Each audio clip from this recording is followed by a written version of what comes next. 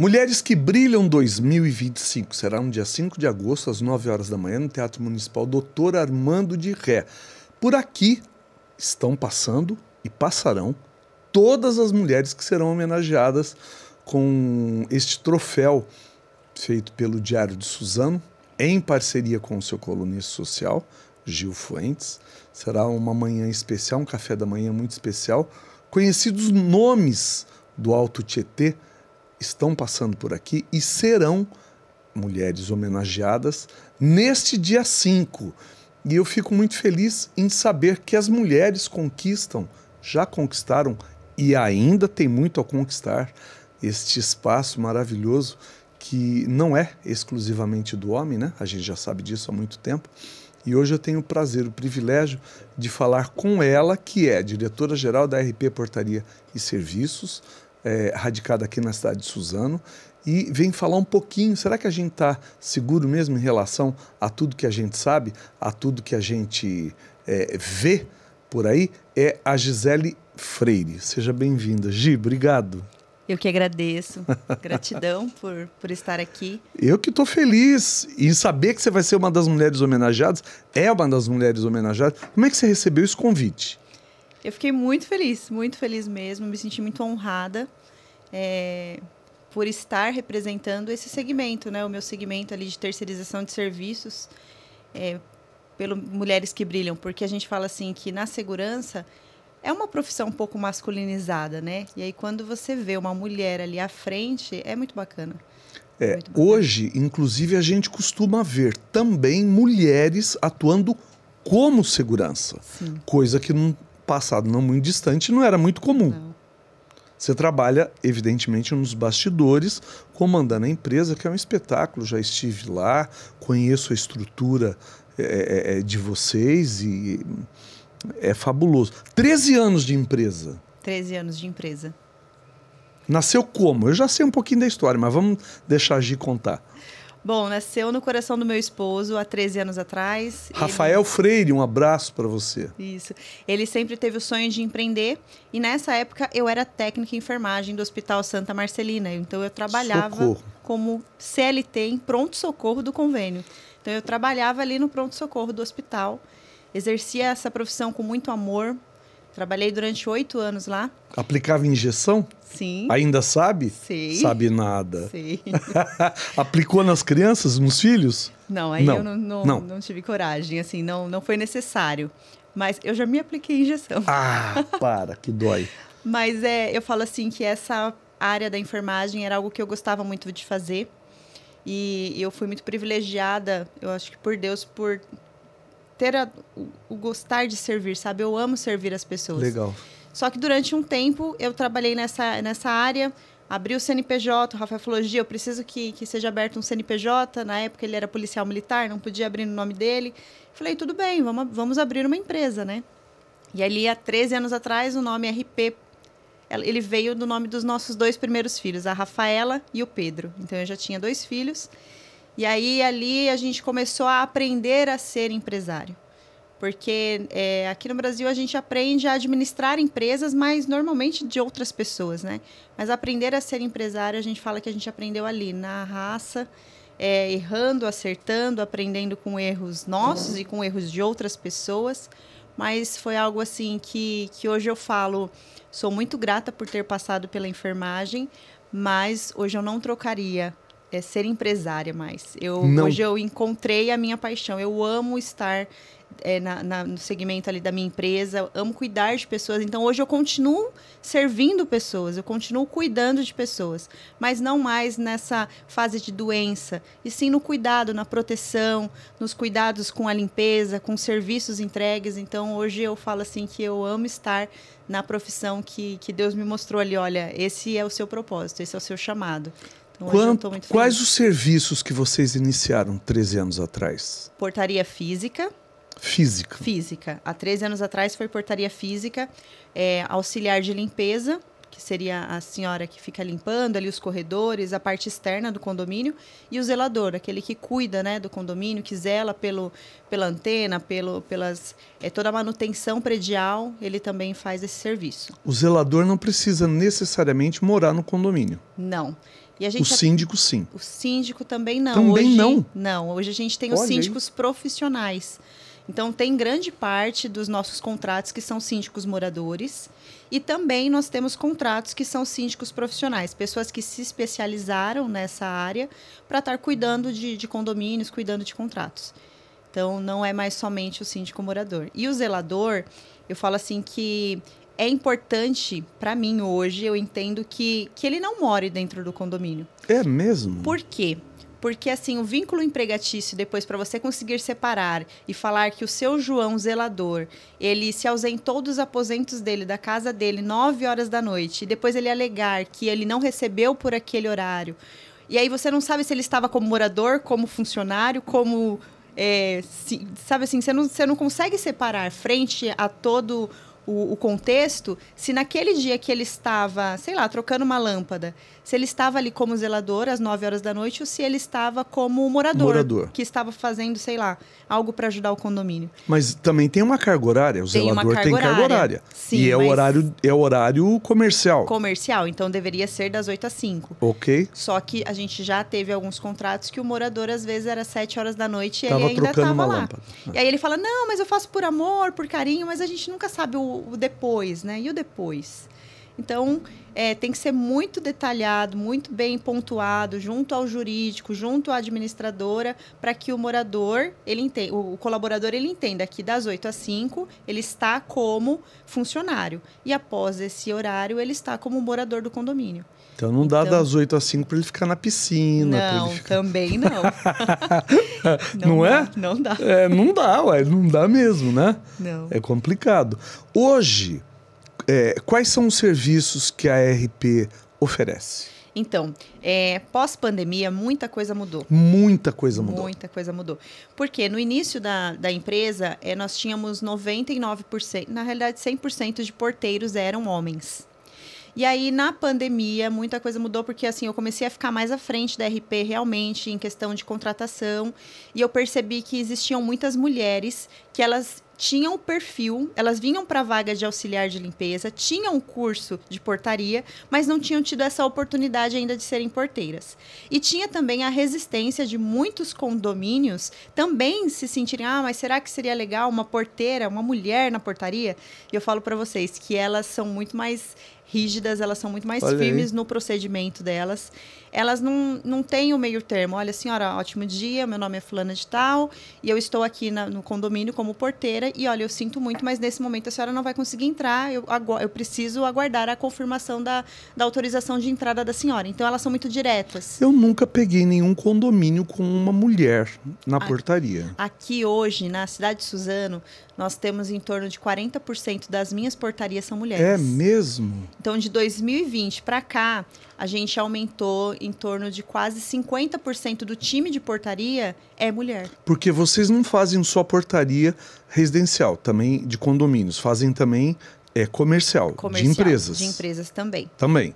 Que é o forte também de vocês. Sim, nós temos também a portaria física presencial de condomínios e empresas. Fora isso também, um braço que veio pós-pandemia foi a portaria remota. Eu vi uma notícia que isso estavam acabando, que ia ser proibido. Não? Não. Na realidade, vem crescendo de uma forma bem bacana para o nosso segmento, porque a portaria remota, a tecnologia ela veio para facilitar, ela veio para nos ajudar. E existem algumas ferramentas que a gente utiliza ali dentro da portaria para também trazer a segurança do morador. Porque a gente fala assim, qual que é a diferença do porteiro estar ali presencial e à distância?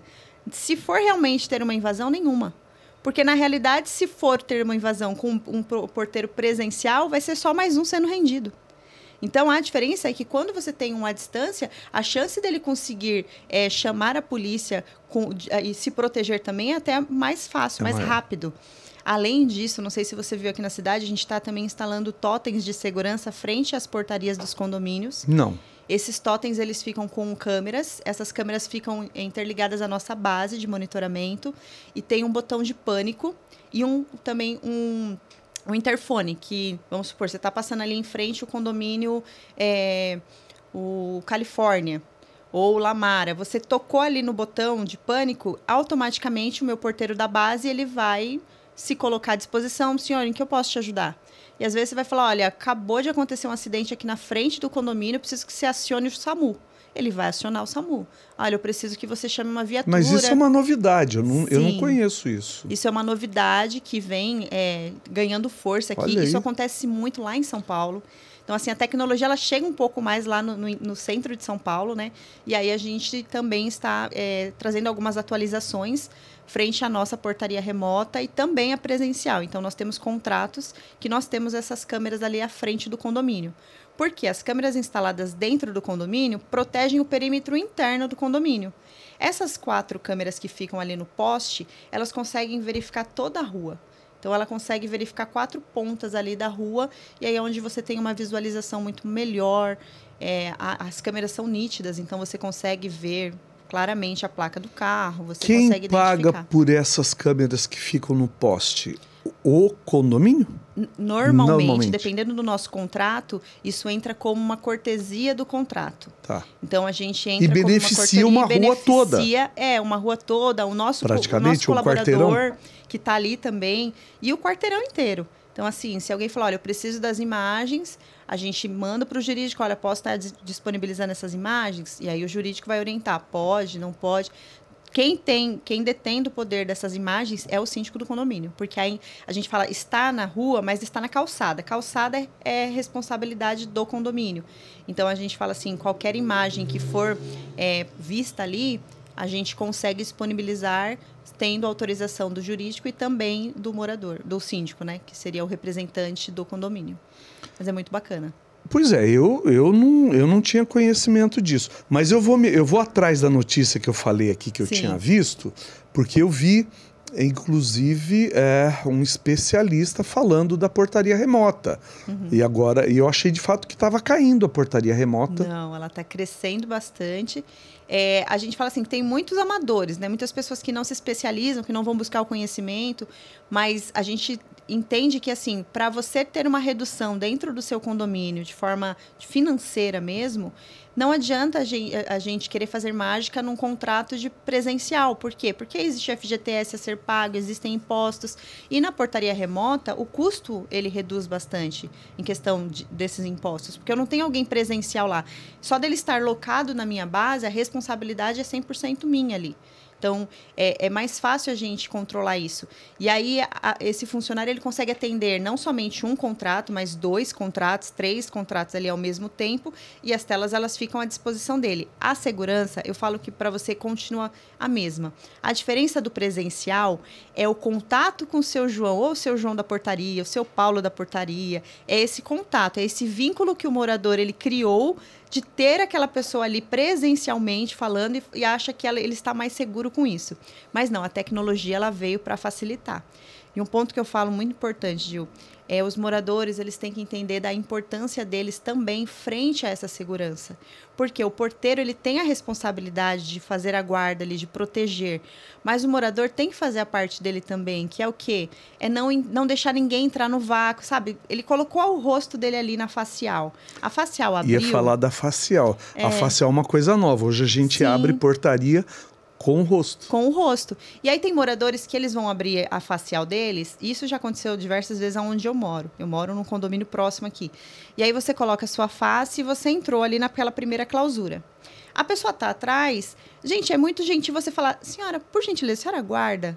Deixa eu entrar. Por quê? Porque se você fica sem graça, não, vou deixar entrar também, você não sabe para onde ela tá indo. Você se responsabiliza pela entrada de um indivíduo, de uma pessoa que não poderia. Isso. E aí tem até um síndico que ele tem uma empresa lá no centro de São Paulo, ele aparece em algumas emissoras, e ele falou assim, gente, a importância do morador entender a responsabilidade dele também. Por quê? Porque muitas das vezes o porteiro ele tá ali entregando correspondência, atendendo o interfone, e ao mesmo tempo ele tem que abrir o portão para entrar o morador. Só que nessa de entrar o morador deixa entrar 3 pessoas junto com ele. E aí o porteiro não tem como saber se é visitante, se está junto, se não está. Então, da importância do morador também se colocar na responsabilidade de, peraí, eu também moro aqui, eu tenho filhos aí dentro do prédio. Então, se tiver que ser um pouquinho deselegante, falar, senhora, por gentileza, então a senhora entra primeiro, porque aí se a pessoa não tiver a facial, ela não vai conseguir entrar. E aí ela vai ter que ir até a portaria se identificar para o porteiro.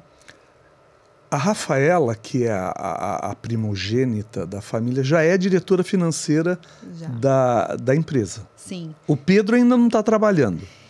Ele vai pro escritório, porque eu fiz um combinado com ele, porque ele estuda numa escola aqui na cidade, né?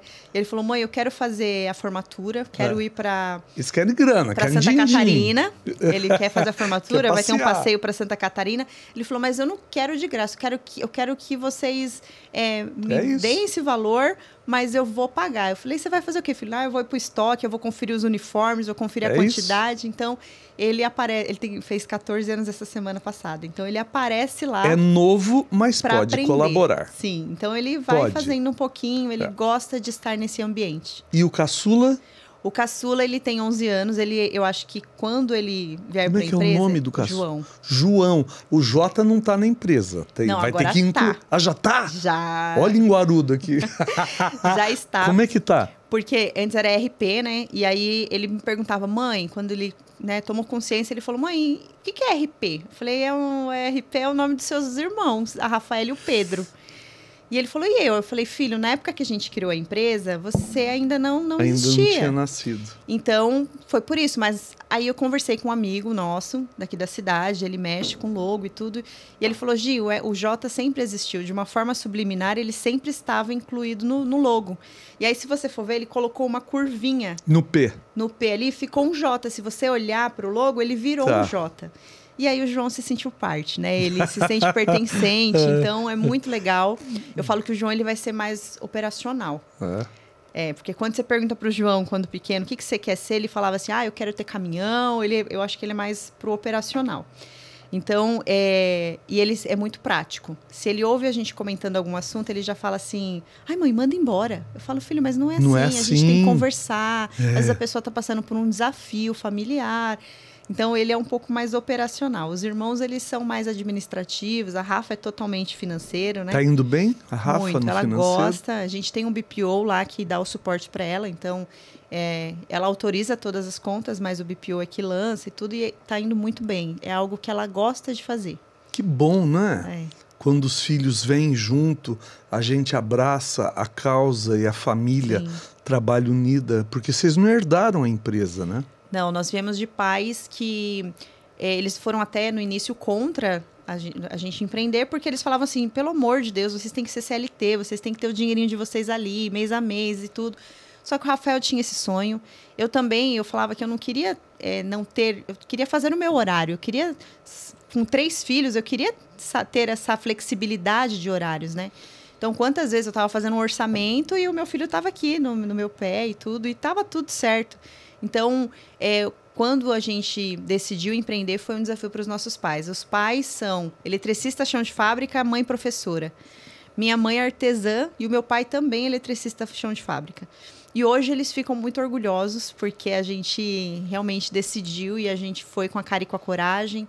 Aprendemos muito. Tem que acreditar, né? Tem que acreditar. Gi. É você pôr o pé e Deus vai pôr o chão. É acreditar que existe um propósito. Tem que acreditar, porque quem não acredita não vai pra frente.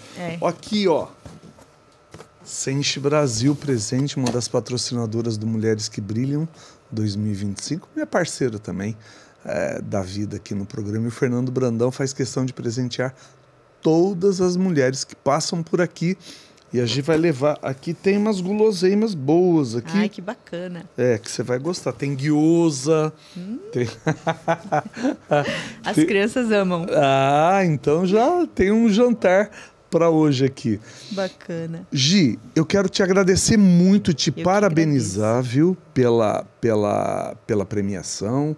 No dia 5 de agosto nós estaremos lá para reconhecimento de todas as mulheres, fazer esse reconhecimento, homenagear todas as mulheres.